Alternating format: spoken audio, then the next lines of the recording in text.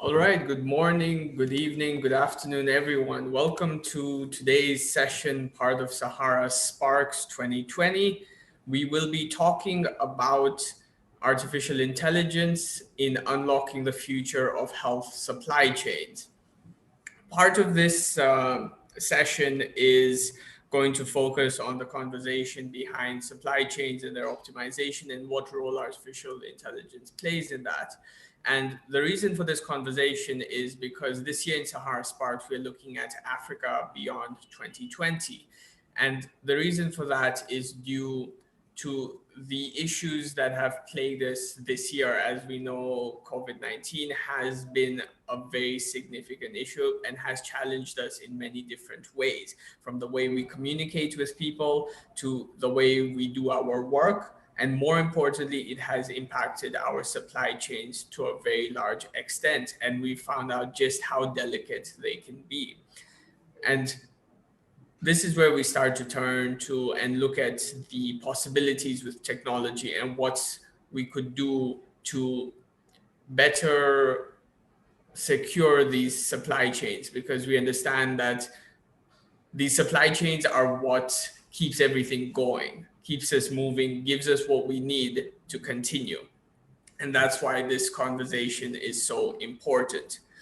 So for today's session, we have two amazing people and groups here. We have InSupply Health and we have Macro Eyes. So I do not like personally introducing people because I feel I will not do them justice. So I will allow them to introduce themselves and the work they do. I'd like to invite Emma to begin. Thank you. So my name is Emma Delmotte, based in Geneva. I'm working for Macro Eyes for a couple of months now. I'm a manager for program and partnerships, currently leading a project of predictive supply chain in Tanzania. And that's it. I'm very happy to be here. Great to have you. Harrison? Yeah, hi. My name is Harrison Bariki. I'm a pharmacist and I work for InSupply Health as a supply chain advisor. Our current work with the Ministry of Health in Tanzania involves working with the different stakeholders at each level of the supply chain to see how we can improve, have supply chain improvements across the different levels to improve availability of essential commodities like family planning commodities, vaccines, and the sort. So we have supported the ministry in several innovative approaches. And currently we are excited to be partnering with Macro Eyes and other stakeholders to try and use AI to support this work. It's great to have you. So I understand InSupply has a short presentation. So I'm just going to share my screen and we can jump right into that.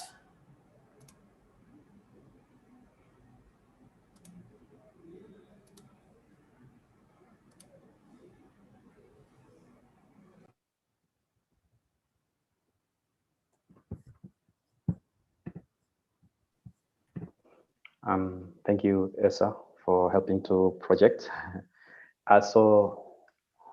Currently we are working with the different stakeholders, as I mentioned earlier, to see how we can unlock the potential of health supply chain data and use it effectively to help improve the health supply chains here in Tanzania and other areas as well. If you can move to the next slide. Yeah, so our approach has always been to look into supportive technology that and work with the ministry to adapt the technology and design or redesign it in a user-centered way to make sure that it is aligned with the needs of the users.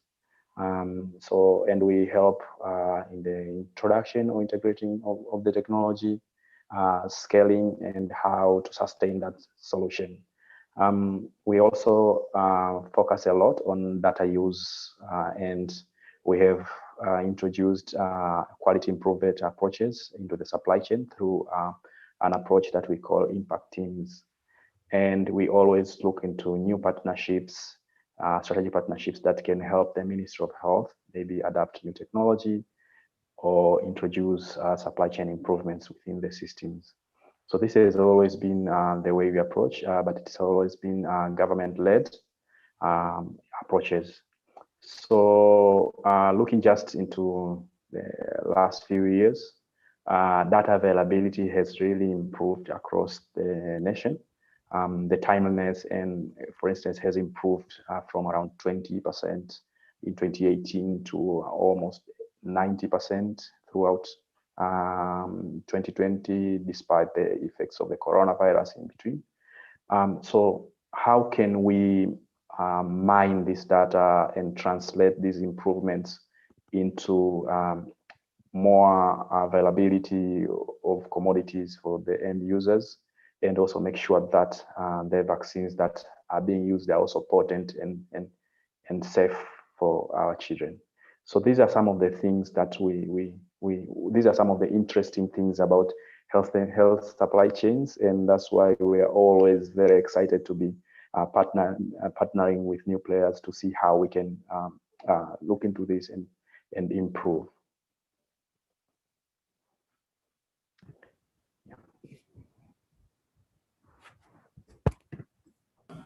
Right, thank you very much. Now I'd like to invite Emma to tell us a bit more about MacroEyes and the amazing work they do. Thank you. So MacroEyes is an artificial intelligence company bringing prediction to optimize infrastructure in some of the world's most challenging environments. Our technology works with governments to optimize the healthcare infrastructure, and we work across several countries in Africa. We work also in India, and we started our journey a couple of years ago in the United States, where we developed an improved patient scheduling technology to ensure patients' waiting time would be less, and healthcare professionals could also optimize their schedule to be able to see more patients during the day. So that's how we started. Then we developed into a passion to work for more challenging environments, where we really felt that artificial intelligence could really make a difference in helping patients access healthcare more easily.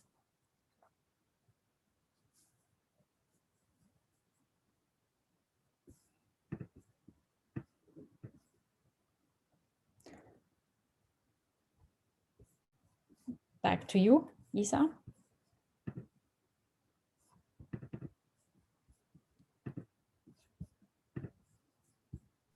So if you're speaking, you're on mute. I think he's got kicked out of the list.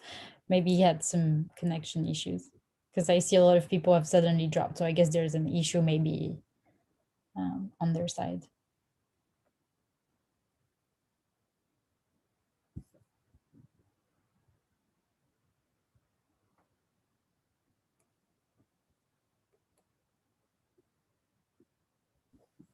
Yeah, probably he has some connectivity issues. Yeah, I see Simon is back, so Isa shouldn't be too far.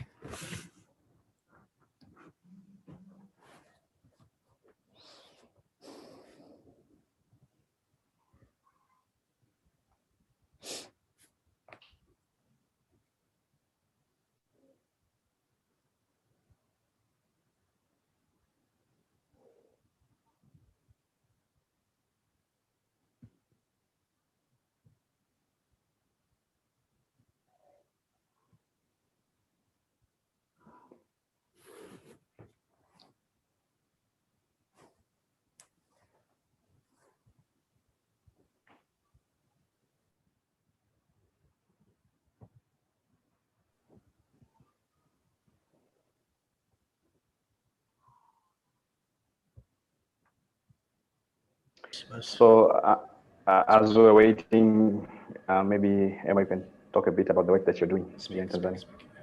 Hello, can everyone hear me? Yeah. Yeah, welcome back. I'm so sorry. Wow. Africa, internet, what are we gonna do? We were about to start the event on our own. Honestly, if this happens again, please feel free to do so. I give you my blessings. Okay. All right. So we're going to jump right into the panel discussion, and part of it is going to be first. Let's start with the big picture. And when we talk about the big picture, it's about the future. We're looking at beyond 2020, what's going to be happening. So in that regards, when we talk about supply chains, I want to think about the perfect. Like, we understand perfectionism isn't the best goal to strive for, especially when we're talking about artificial intelligence. But let's imagine for a second. We're looking at the perfect supply chain or the perfect implementation of artificial intelligence in a supply chain. What would that look like as an inventory manager? What would that look like as an end consumer? Harrison, do you want to go first? So yeah, I can try and speak on maybe both perspectives. So maybe as a supply chain manager, what perfection would mean to me. If we are able to optimize the resources, many times you see facilities being stocked out of certain commodities, while neighboring facilities have the same commodities. So, and because of those uncertainties, sometimes the governments undergo a lot of costs to make sure that they hold a lot of buffer stock across different levels to deal with those uncertainties. So if we are able to be more precise with our forecasts and optimize the supply chains, I think there will be a lot of cost savings. But also in terms of the consumers, if as a client, I am sure every time I go to a facility, I'll be able to access the service, that in itself would really help. We have seen many times also mothers being asked to come back the next day because they missed maybe a certain service during that day from a facility, or having to move across different facilities to make sure that they get that service. So there's a lot of also cost incurred by the patient that we could save as well for the patient, and also a lot of missed opportunity to make sure that we treat the clients and also vaccinate all the children. So I think in both ways, for me, it will be to make sure that as a user, I am able to access a broad range of services as I needed, so that I can also make those choices if needed to make a choice, because sometimes patients run out of choices because some services are not there. Yeah, and I completely agree. That's the ideal supply chain. Now the question is how do we um, ensure that we have those benefits? And I believe it comes from one key thing, which is transparency. So transparency in inventory at all level of the supply chain. There's still a lot of health facilities, not only in Tanzania, but in the world, that don't have access to an electronic system where they can enter their stock, and where at any level of the supply chain, even all the way up until the Ministry of Health level, where they can access real-time information about stock, where there might be stockouts, where there might be wastage problems. And I think that's the first very important step of an ideal supply chain, is having information at all times. Data is king at the end of the day with artificial intelligence and being able to automate a lot of this. So earlier we were speaking a little bit about the transparency, and the way I understood it is basically, for the time being, we're trying to predict because we do not have a full knowledge of what is actually there. So there could be a time that comes where, when we have that full transparency, we may not need to apply a lot of these predictive technologies as much correctly, as much. Yeah, and yeah, that's what I was mentioning earlier, and we don't have that full picture yet because we're not yet there in most of the places in the world, even the most developed places in the world. But once we have access to the data at all times, first of all, our predictions can become even more accurate. Even if I think in Tanzania we've reached about 98% accuracy in predicting the utilization of vaccines all the way down to facility level. So it's already very, very accurate, but we focus our efforts in trying to balance the fact that we don't have those data at the moment. So we have to predict for them. And I think once we have the data, we can, first of all, become maybe 99% or 99.5% accurate, but then we can focus our efforts with artificial intelligence on some other issues that even with transparency we couldn't solve, because I think the primary goal of artificial intelligence is to address challenges that the human mind cannot address. So um, there may be areas where artificial intelligence can act that we wouldn't be able to solve even if we had all of the information in the world as a human. So hopefully this is where we're heading. I think Macrise is very confident that this is where we're heading. That's very interesting. It's one of the few fields where I'm hearing that we're going to use AI for now to fill in the gaps that exist, but potentially there might be a day where we actually won't need to implement this technology. Meanwhile, everywhere else we're looking like we start now, we're never going to stop. So that's very interesting. And talking about the areas of implementation and the different areas of focus is where a question comes for Harrison as well as you. um, so to my understanding, the supply chain has multiple parts to it, such as inventory management, all the way to even route delivery routes and disbursement methods. So how do we decide um, where to start, or do we work on everything at once? What's the process of integrating this technology into the supply chain? um, I think it depends on where we work. I think it's really important that if we come in as as an external company, we are a non-governmental company. We work on our own, and we try to serve and respond to the needs of governments that have reached out to us. So the first thing that we'll do is that we'll listen to what are the challenges that they face at the moment and that they want to address first, and then we'll focus on this because I think when you start, it's difficult to start addressing all the challenges at once.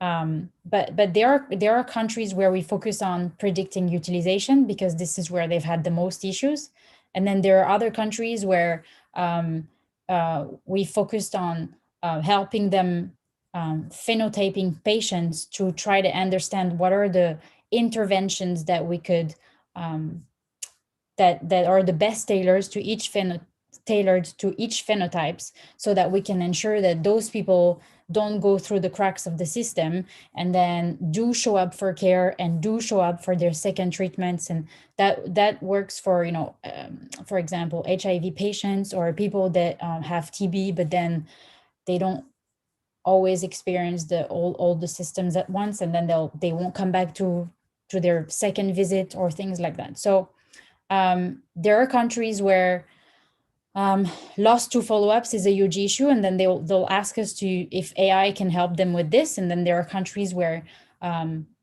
there's a lot of wastage and there's a lot of stockouts, and this is what they want to focus on. Eventually, I think we would like to be able to address everything at once, because at the end of the day, everything is connected, That's very interesting. So coming in and understanding in every particular case what the problem might be, since right now we don't have that perfect master solution that we can just throw in and everything becomes better. So that's very interesting. And Harrison, I understand InSupply works very closely with the government partners to also ensure the implementation of more efficient supply chain. So what does that process go about to begin working and implementing better chains, especially when talking about artificial intelligence? Yeah, I think Emma said it well. It's not a case of taking technology and then finding the problem. It's where the problems are already known, and then you look at the different solutions that are there, and then you say, okay, AI can have more impact or can help us solve this solution in a better way. So like you said, it could be in different aspects of what the problem is. So working across the different levels of the supply chain, supporting the government. So I've seen those problems change over time because we've been able to solve them using different technologies. And now maybe it's the current issues that are there now. You see the potential of maybe using a more predictive solution. So the tools that we have had before are more into recording and reporting, which was an issue maybe 4 or 5 years ago, where we wanted to collect better data for the government to be able to make those strategic decisions. But over time now we have more and more data. So how can we now be more predictive, preventive, instead of being reactive? So I think, and that's where you see the potential of technology like AI to help us to be able to predict. And something that Emma mentioned earlier on transparency and availability of data. So those are things that we are coming into terms with, at least for Tanzania, having more data available. The other thing that we would like is to have more recent data, which I think would help a lot with different algorithms if they are to be developed. So if we're able to get more recent, more data, so more timeliness of the data as well, because I'm able to predict if tomorrow it's going to rain rather than a year to come. So that will help a lot. So naturally, whenever the conversation of artificial intelligence or any predictive tech comes up, is where is the data? And that's always a big challenge, that anytime AI comes up, we always bring up the data issue. So my question would be, when we don't have the data, or we have old data or very little data, what are some of the things we can do to still begin to look at exploring this technology and not be limited by that?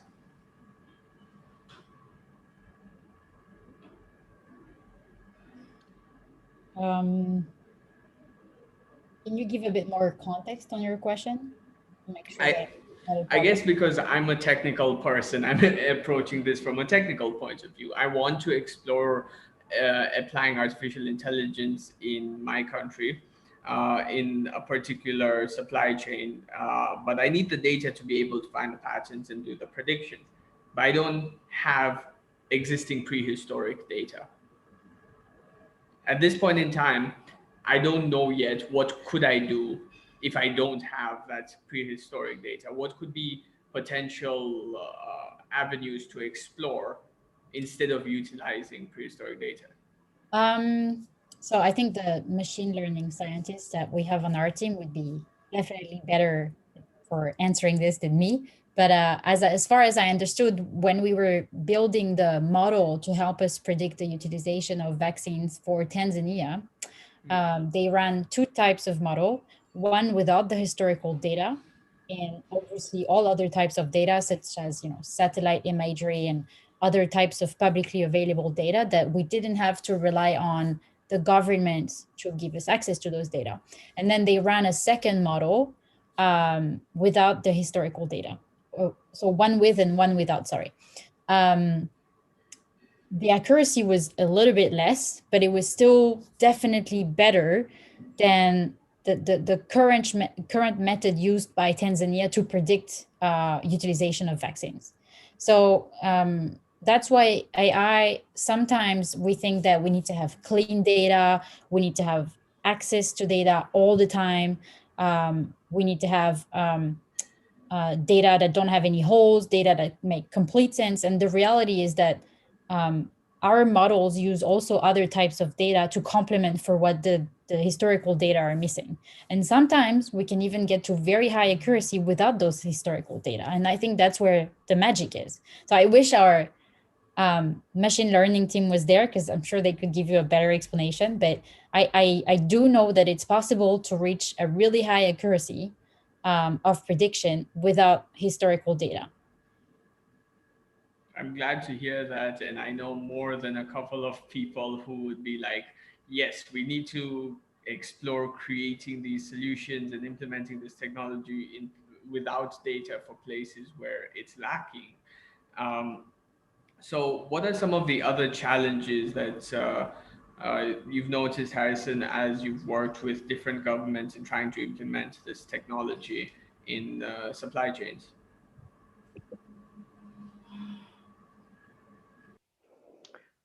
Yeah, not specifically with AI, but with every technology. So there are some preconditions that need to be in place for the solution to work, and also for that solution to be integrated within existing government systems, for it to be scalable, and also to be able to be sustained. So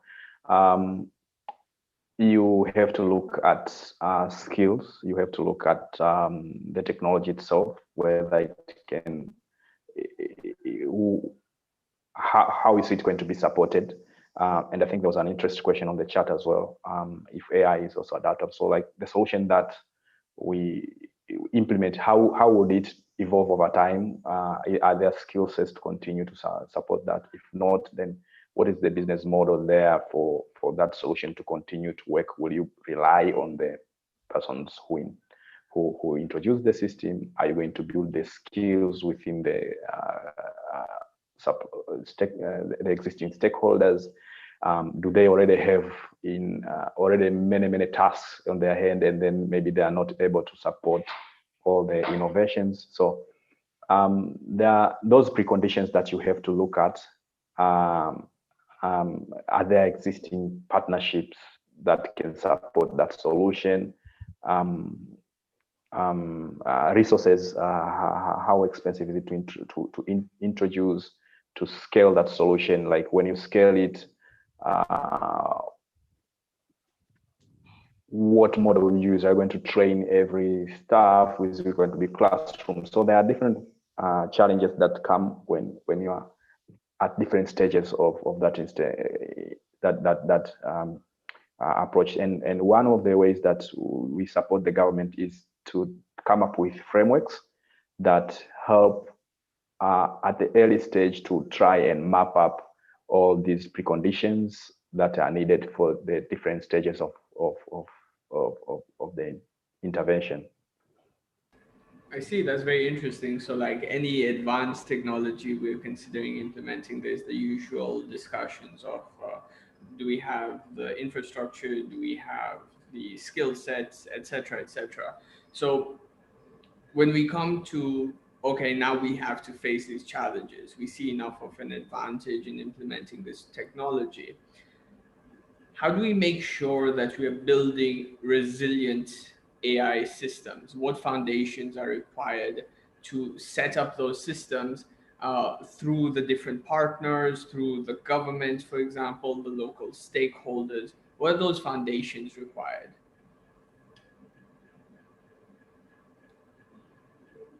Harrison, do you want to answer, or shall I go first? You can go first, Emma. Okay. I think it's several components. First of all, from our experience, what we try to do is, so first of all, we build it based on the government needs. We usually have governments that come to us and say, this is what we have an issue with. What could you propose, or how can your technology help us to address it? Once we've passed this discussion, we try to use in-country partners. We don't always know, the country context. We can't know all the countries in the world. And I think it's really important to partner with people like Harrison at GSI, with whom we work with, to help us understand the current systems, and how can we bring our technology in a way that won't be too disruptive to the current systems. And a lot of the time, our technology comes in while the current system, and it's usually logistics management systems, are not fully rolled out in the entire country. So they're still working on this part, and here we come with our technology. So I think it's really important that we don't say, oh, we actually want to change this whole system and come in with our own magic recipe. And the key of what we do is that our technology should be a sort of a plug-in, and it should come and it should plug itself to the current system so that we don't disrupt things. And I think the second important component is that our technology should be accessible to governments on their own. I think the entire goal of working for these governments and trying to bring them some support is that in the future, they could easily work with our technology without having any partners in country that are here to help them, or any donors that are here to fund technology. I think in the future, we really need to strive for them to be able to take the lead on those technologies, and they could use their in-country knowledge and capabilities to run the solutions on their own. And I think that's a very important part of what we do, that we have to make sure it's sustainable, enough, affordable, and easily maintainable.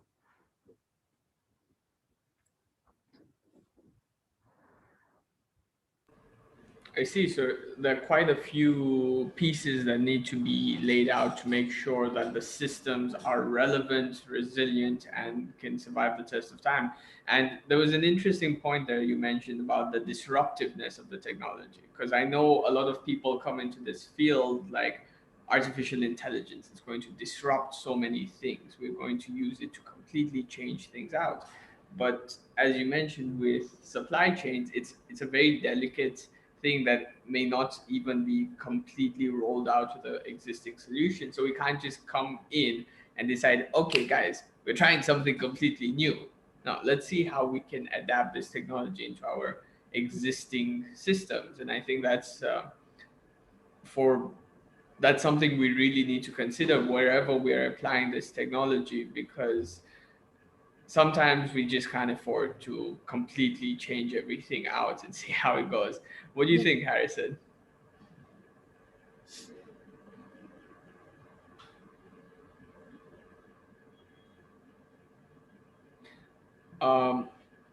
So while we give him a second, So there's a question in the chat that I'll bring up. So generating better information and analyzing it better is obviously vital. But what are the other things that are holding back the ability to get health supplies to the poorest and most marginalized areas in any place, in I would say? I guess the question is for me if Harrison is temporarily out of the conversation. I don't know. But I guess- believe Harrison would be more suited to this, wouldn't he? Yeah. All right, then fine. That's all right. We move. So Hi. when we talk about, okay, he's back. Sorry, Emma. I was hoping you would take that anyway. Oh, I can. That's the million-dollar question. How do we make sure that our supply chains are equitable? So, like, we're not just reaching those in towns, but we're able to look at everyone, like even those marginalized and those with the lowest income. And we've seen that also even like in the DHS, like the surveys that are done, you see that women who are maybe have more income are the ones that are going to the facilities, more educated again going to the facilities.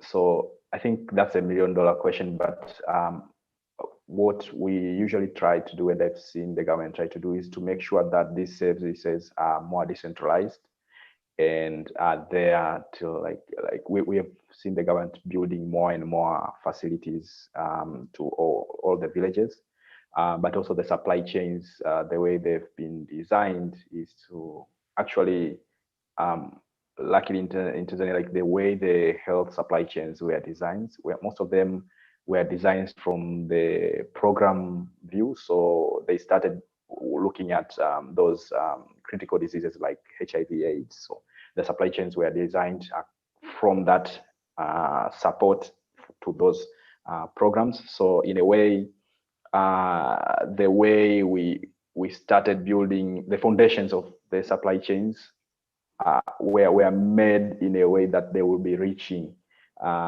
to the last mile. Though we still have challenges, but that's something good that we can benefit from, knowing that wherever those programs are, that's where also we have the supply chain reaching out to those. So making sure that if there is an outreach session for immunization, the commodities to support the outreach sessions are there as well. If there is an outreach session for family planning in certain areas where maybe they are hard to reach areas, so the commodities also should be available, because the supply chain is usually the basic. So it's really challenging to make sure that those commodities are there at the last mile where they are needed. But that's something that we are constantly wrestling with, to make sure that there is availability, and being able to track to that level is really important. That's why we are moving even to like those patient registries, so that we are able to also track the usage at that level. Emma, do you want to add to that maybe? And yeah, I just wanted to add one point. I don't know if it's really giving a proper answer to the question, but I just wanted to emphasize on the fact that, you know, we may use predictive technology such as artificial intelligence to know what is the quantity of vaccines or treatment for HIV needed in one particular country, and then we would also be able to predict what from the central medical store needs to be sent out to every region, every district, and every health facilities. That's one part of the problem solved. But the second part of the problem is it's not because we've managed to get the right amount of medication in the country that it actually gets distributed all the way down. And this is a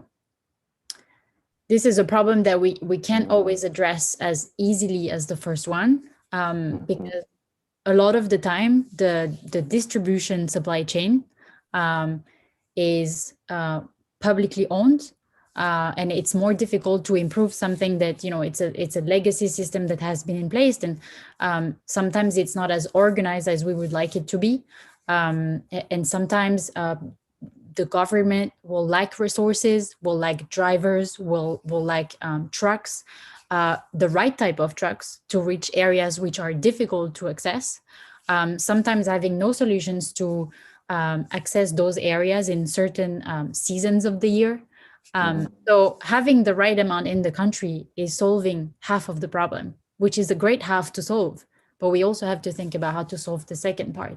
How do we also give the governments, whoever party is leading the distribution supply chain, the capabilities and the resources to be able to deliver all the way until people. And sometimes reaching people is not only reaching health facilities, but it's also reaching people where they live, through community workers and etc. So it's even more difficult to access. But the reality is that there is a need there. So that's very interesting, and I'm loving how a lot of the implementation of this technology is more about augmenting existing systems, trying to improve what's already there, and giving us more informed decision-making capabilities, giving us more robust systems, and it's not really looking at completely replacing people or humans or things like that. It's been about, we have this in place, we have these people doing this work. How do we make it better? How do we give them information that is more actionable, more accurate, so that when they go do their work, they can do it at a capacity that allows everyone to be served? And part of that, I feel, comes when we talk about the human interaction side of things. It's always about how much should we rely on the technology. That always becomes an interesting conversation when the system tells me one thing and I feel something else. You know, we get those gut feelings. How do we choose where to fall? Can we decide not to use what the system has told us and just go ahead with what, I guess that's a bit controversial asking that to people who build the systems, but it'd be interesting to hear what you think. I think it's a challenge that we face a lot when we speak to governments and we present to them our solutions. If I take the example of Tanzania, we knew that there was going to be some, I don't know, I guess we can call it not resistance, but lack of trust. You know, how can this technology that, you know, we've never seen implemented in our health infrastructure can really know better than we do, because we have experience and we've worked in the health sector for such a long time, etc., which is understandable. So what we did in the dashboard that we built is that we showed how much their current method was predicting was going to be needed in the country in terms of vaccines in the next months. And then next to that, we put the macroized prediction, so based on our algorithm.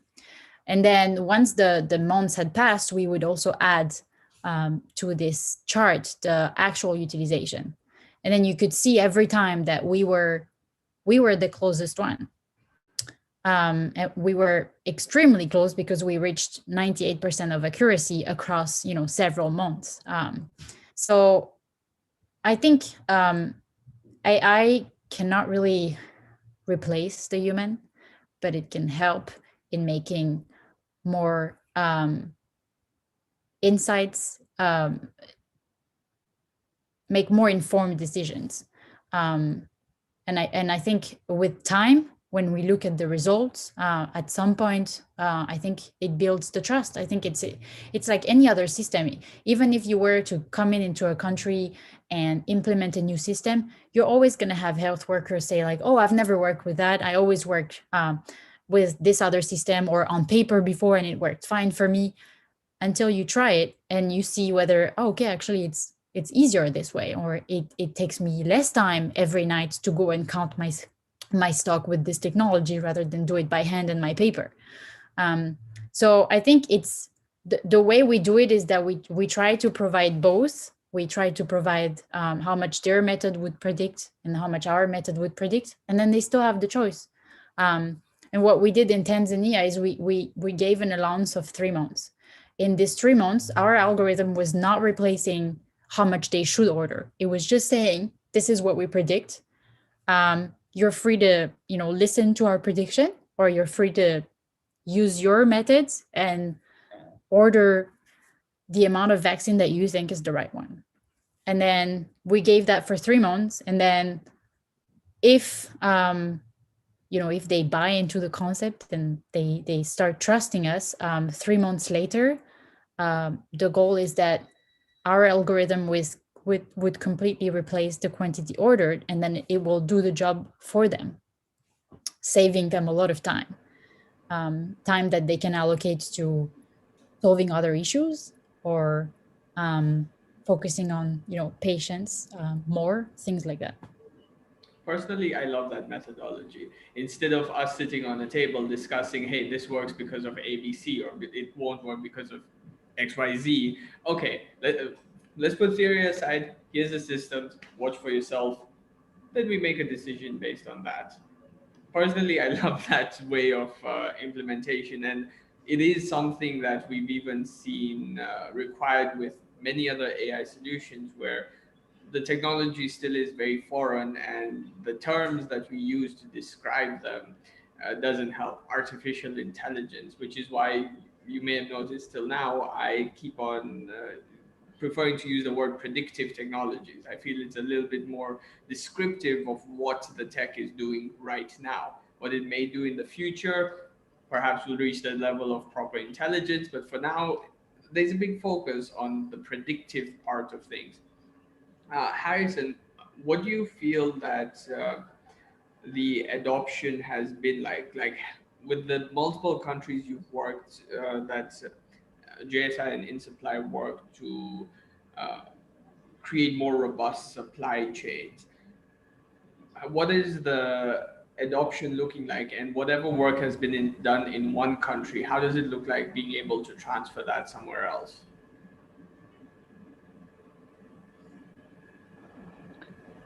Yeah, so usually what we have done previously is like doing pre-tests. I'm not a fan of pilots. I usually call them pre-tests because from the beginning, we like to think that it's going to work. So it's pre-testing and then making the necessary effort needed to make sure the solution works. So what we've done previously is doing pre-test in smaller areas and generating evidence that the solution can work, and also making sure that the system also is developed to be able to be scaled across. And the lessons that we get from that small implementation have to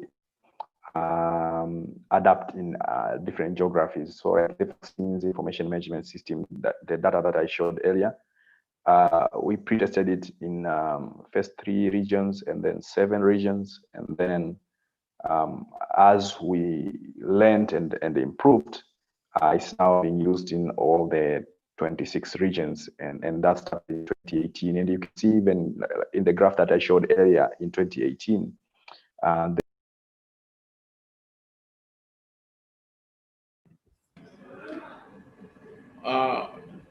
Technical issues again. So, on the same note of adaptation and being able to utilize the same solution in different places, from a technical point of view now, can we use that algorithm that's been created for somewhere else and bring it here and just implement it or make it happen? What does that look like from the slightly more technical point of view? I think Harrison is back. Do you want to let him finish, or? Harrison? I'm not sure where. Like I said, what we've done previously is pre-test smaller geographies and then learn and improve the technology, even the curriculum and the approach to support users. And then also within that also build champions for the technology, which really helps when you're scaling the geography. So having even the users that use the solution to train and help the others, support the others, the different, like saying for the BIMS, for the vaccine information system, we started in 7 regions, but now it's being used in 26 regions. And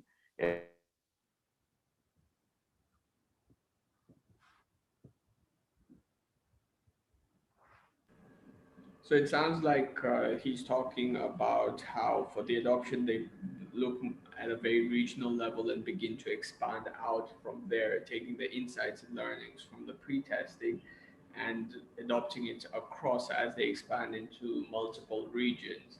And that adds to what was being discussed earlier about the different challenges that the solution builds or where to implement the technology inside the supply chain depends on what they tell us the problem is and where they're facing the biggest problem. So from a technical side of point of view, again, is it possible that, hey, if in one country they've solved the distribution issue, for example, they've made predictions for better distribution, can I take that and bring it here, make maybe a few modifications that doesn't require me to be very skilled, and then just adapt it? Yeah, we usually try to have our models as generalizable. Um, and I mean, anyway, it has to be rerun with the data of the new country or whatever um, we have access to. But based on the previous work that we've done in other countries, we know what type of data we can have access to in terms of public data, for example, or satellite data. And we can easily restart the model with those data for that other country. And then we can do all these tests to see which model or which exact model is the one with the most accuracy in that country. Because in one country, the better accuracy may be with that much weight on this type of data. And in another country with more weight on another type of data, we reach better accuracy. So there's always an element of it has to be customized because every country is different and we may not even have the same data per country. But I mean, this is the magic of our machine learning team, is that they're able to come up with models that they'll always get access to a lot of data and make sure that they know which ones to put into the model to make sure that we have the best accuracy possible. So in some extent, yes, it can be brought to other countries, but it also has a part that needs to be customized. I see, that's very interesting. So looking at that nice balance between creating something that can be applied in different places if the necessary raw materials are there for that customization to happen.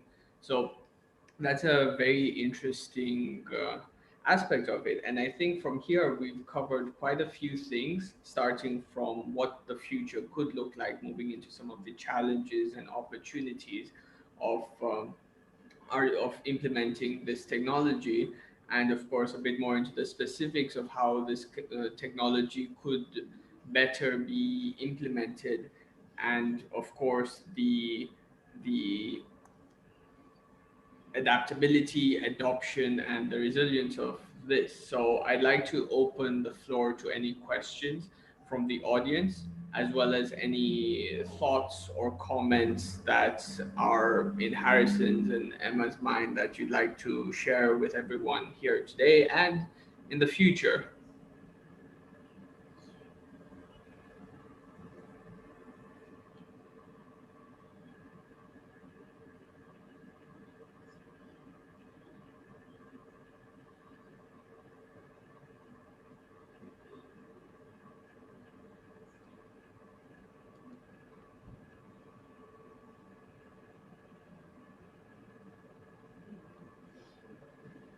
All right, so it seems like it was a great, straightforward session. There aren't too many questions. If anything does pop up, feel free to let us know. You can always tag us on social media, Macroise and In Supply Health. We'll be more than happy to answer any questions. You can also tag Sahara Sparks, of course. So, Emma, any last thoughts? No, I think just maybe one last thought, which is it seems that artificial intelligence is still seen as complicated and really hard to explain. And it's often explained in a way that is not very concrete. So I think it's really important to focus on results when we talk about AI, or even us as a company when we bring up our solutions to governments. I think the best thing to do is to focus on results. And I think this is how we're going to make artificial intelligence available to everyone and any governments in the world. That's great to hear, and I look forward to the day when this technology isn't a pain to explain and it becomes a lot easier for us to adopt it. And there's enough proven results that there isn't as much doubt. Harrison, any last thoughts, comments?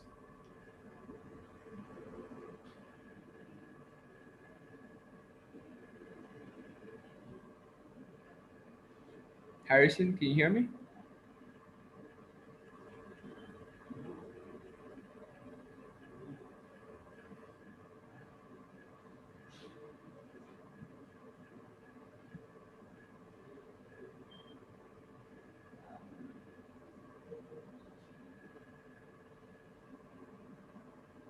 Harrison, you're on mute.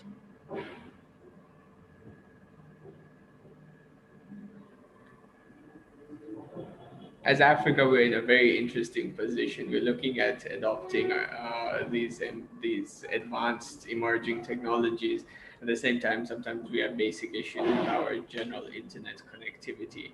This is truly some next level leapfrogging, jumping between implementing basic infrastructures and ensuring that connectivity, and then later on moving to the emerging technologies at the same time. It's going to be a fascinating next couple of years, that's Well, for sure. the great thing about AI is that it doesn't need constant internet connectivity. It can still work without having access to internet all the time. So Yeah, that is something interesting actually. In the technical regards, people have discussed about AI on the edge, basically being able to deploy it to areas where there aren't as many compute resources available or internet connectivity available. Can we create these tools in a way that that we can deploy it anywhere? And we are moving towards that. So it is going to be very interesting to see how we can deploy these types of tools even in more marginalized locations and areas. So that'll be very interesting. yeah, I think Harrison needs to be unmuted. Maybe as a last comment. Thank you. So I think when I dropped off, then the rights to unmute were taken off, and I hope this is not happening to everyone else. Maybe that's why they were not able to ask questions. I hope not.